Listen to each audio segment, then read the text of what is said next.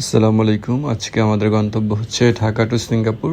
তো যারা Dhaka to Singapore tourist ভিসায় ঘুরে আসতে চান তারা অবশ্যই আমার এই ভিডিওটি দেখতে পারেন এবং আশা করি আপনাদের অনেক উপকার আসবে। তো যারা ঢাকা থেকে সিঙ্গাপুর যেতে চান তাদের ফার্স্টলি যে কাজটি করতে হবে যে ভিসার জন্য আপনি যদি সিঙ্গাপুর অ্যাম্বাসেডর ট্যুরিস্ট ভিসার জন্য আবেদন করতে চান তাহলে অবশ্যই আপনার গুরুত্বপূর্ণ কিছু ডকুমেন্ট লাগবে। কী কী ডকুমেন্ট লাগবে সেটাই আমি আমার এই ভিডিওতে বলে দিচ্ছি। নাম্বার 1, আপনার যেটা লাগবে সেটা হচ্ছে আপনার একটি বৈধ পাসপোর্ট, যার মেয়াদ আপনার অ্যাটলিস্ট 8 মান্থ মানে 8 মাসের হতে হবে। 8 মাসের একটি ভ্যালিড পাসপোর্টের সাথে আর যেটা লাগবে 2 নাম্বার সেটা হচ্ছে আপনার bank statement and solvency certificate.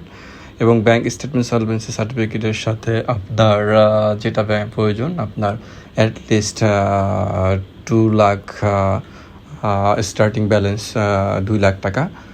এবং এই স্টার্টিং ব্যালেন্স 2 লাখ টাকার সাথে যদি আপনার নিয়মিত কিছু ট্রানজ্যাকশন থাকে তাহলে অবশ্যই আপনি সিঙ্গাপুর অ্যাম্বাসিতে অ্যাপ্লাই করতে পারেন।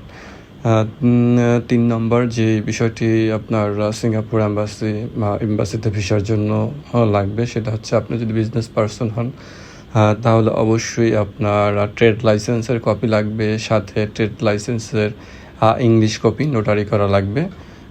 এবং আপনি যদি বিজনেস পারসন হন আপনার ভিজিটিং কার্ড লাগবে, আপনার অফিস প্যাড লাগবে এবং আপনার ভিজিটিং কার্ড লাগবে। তো আপনি যদি জব হোল্ডার হন তাহলে অবশ্যই আপনার স্যালারি শিট এবং আপনার এনওসি লাগবে।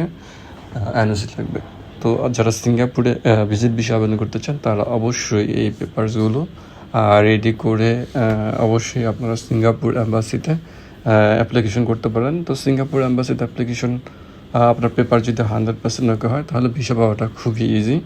এবং সিঙ্গাপুরে ভিসা পেতে আপনাকে অনেক পরিশ্রম করতে হবে না।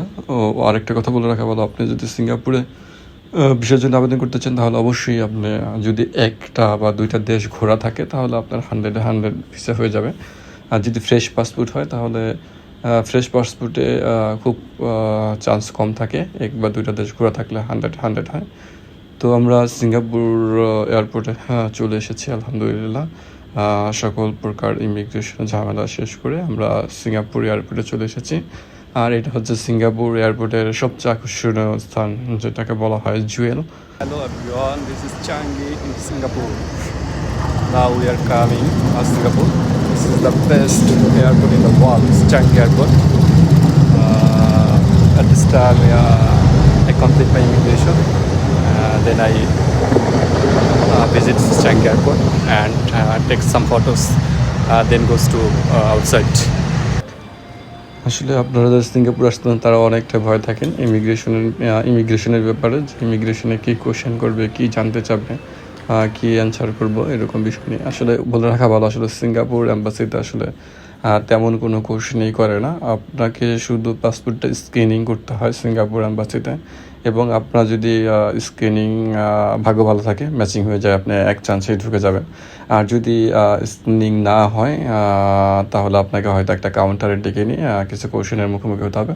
তো নার্ভাস ফিল করা যাবে না, আপনি যা অ্যান্সার করবে খুব সুন্দরভাবে অ্যান্সার করবেন।